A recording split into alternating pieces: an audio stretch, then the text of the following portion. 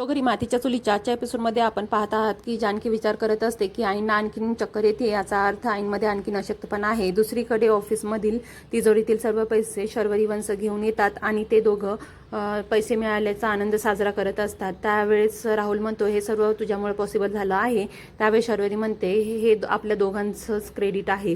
त्यानंतर राहुल ठरवतो की आपण आता इथून फरार व्हायचं, पण शर्वरी म्हणते की नाही, आपण एवढ्यात नाही फरार व्हायचं, कारण की नशीब आपल्या बाजूने आहे आणि आईनं जे उपोषण केलं आहे ते असंच नाही वाया जाणार आणि माझ्या हक्काचे आणखी मला पैसे मिळायचे आहेत.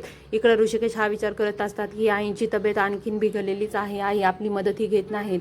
त्यानंतर इकडे सौमित्र म्हणतात की हो, आईंपाशी कोणीतरी रात्री थांबायला हवं. त्यावेळेस जानकी म्हणते की कोणी बाई माणूस थांबलं तर बरं होईल, कारण की त्यांना वॉशरूमला वगैरे सोयीचं जाईल. त्यानंतर ते म्हणतात की आमच्या तिघीपैकी की ते कोणाला थांबवणार नाही. त्यावेळेस ऐश्वर्या म्हणते की शर्वरी वंशला आपण तिथे थांबूया. त्यानंतर ऐश्वर्या सांगितलेला पर्याय त्यांना आवडतो आणि इकडे शर्वरी पाहते की घरातील सर्व दिवे हे चालू आहेत. त्यानंतर ती म्हणते की आता आपण घरात कसं जायचं, आणि इकडे ऐश्वर्या शर्वरीला बोलवण्यासाठी त्यांच्या रूममध्ये जातात आणि दार काढतात आणि त्यांना उठवण्याचा प्रयत्न करतात. तेव्हा त्या तिथे झोपलेल्या असतात. तेव्हा ऐश्वर्या तिला उठवते आणि म्हणते की आईंची तब्येत ही बरी नाही आहे आणि तुम्ही आज रात्री आईंपाशी झोपायला जावा.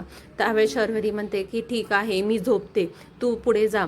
त्यानंतर तिथून ऐश्वर्या निघून जाते आणि शर्वरी रूममध्ये कशी आली तर मागच्या खिडकीमधून ती आतमध्ये येते आणि जी काही आपली पैशाची बॅग आहे ती आपल्या बेडच्या खाली ठेवते आणि ती झोपून गेलेली असते. आणि नंतर ती इकडे दुसरीकडे सकाळ झाल्यानंतर जानकीची चिडचिड होत असते आणि ती म्हणते की बाजार समितीसाठी तुम्ही पुढे चला आणि तुम्ही मीटिंग सुरू करा, मी नंतर येऊन जॉईन करते. त्यावेळेस ऋषिकेश म्हणतात की मी जरी पुढे गेलो तरी तू आल्याशिवाय मीटिंग सुरू होणार नाही, तुला ही माहिती आहे. आणि इकडं सुमित्राला जाग येते. त्यावेळेस ती पाहते की शर्वरी आपल्याच बाजूला झोपलेली आहे. हे पाहून सुमित्राला बरं वाटतं आणि तिला तिच्या लहानपणीचे दिवस आठवतात आणि ती म्हणते की तू लहान असतानाही असंच हट्ट करायची आणि तू आमच्या रूममध्ये येऊन झोपायची. हे सर्व शर्वरीला सांगत असते.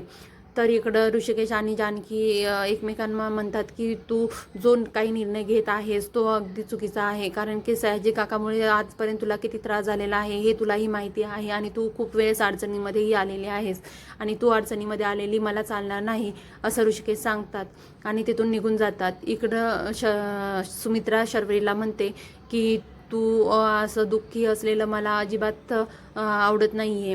तू माझ्यापाशी झोपायला येत जात मला माहिती आहे एक नवरा नसलेलंचं दुःख काय असतं.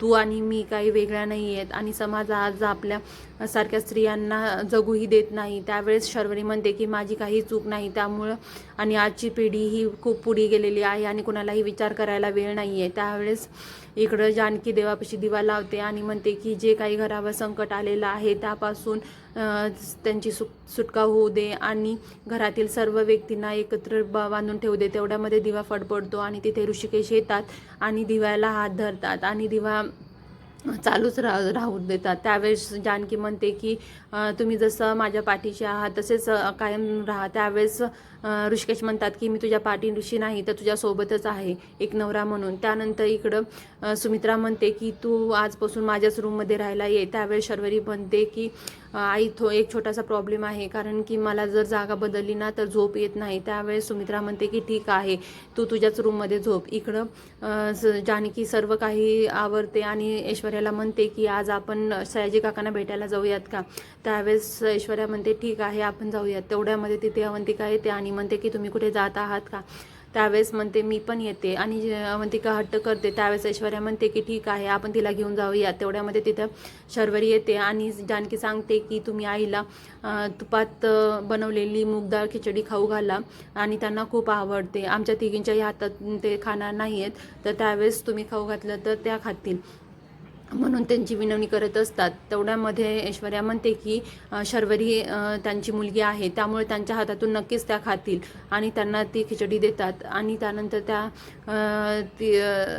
तिला वाटतं की ऐश्वर्या खूपच बोलत आहे आणि तिला धडा शिकवायचा या विचाराने ती तिथून निघून जाते आणि तेवढ्यामध्ये ती ऋषिकेशला भेटते. आणि ऋषिकेशला म्हणते की पैशाची काही व्यवस्था होत आहे का, मला काय ते व्यवस्थित सांग. त्यावेळेस ऋषिकेश म्हणतात की एवढ्यात आणखीन पैशाची व्यवस्था झालेली नाही, पण एक्सपोर्टमधून जो काही पैसे येणार आहेत ते सर्व आता आम्ही तुलाच देणार आहोत. आणि तू सगळ्यांना सांग की पैशाची व्यवस्था होईल आणि तुझे पैसे ते लवकरच देतील. त्यानंतर इकडं शर्वरी सांगते की ऐश्वर्याचं जानकी खूप ऐकते असं नाही वाटत आहे का. त्यानंतर इकडं ऋषिकेश जानकीची वाट बघत थांबलेले असतात. त्यावेळेस ऋषिकेश म्हणतात की तू हे काय करत आहेस, सयाजी काकांना भेटणं योग्य नाही आहे आणि तू नको भेटू असं सांगतात.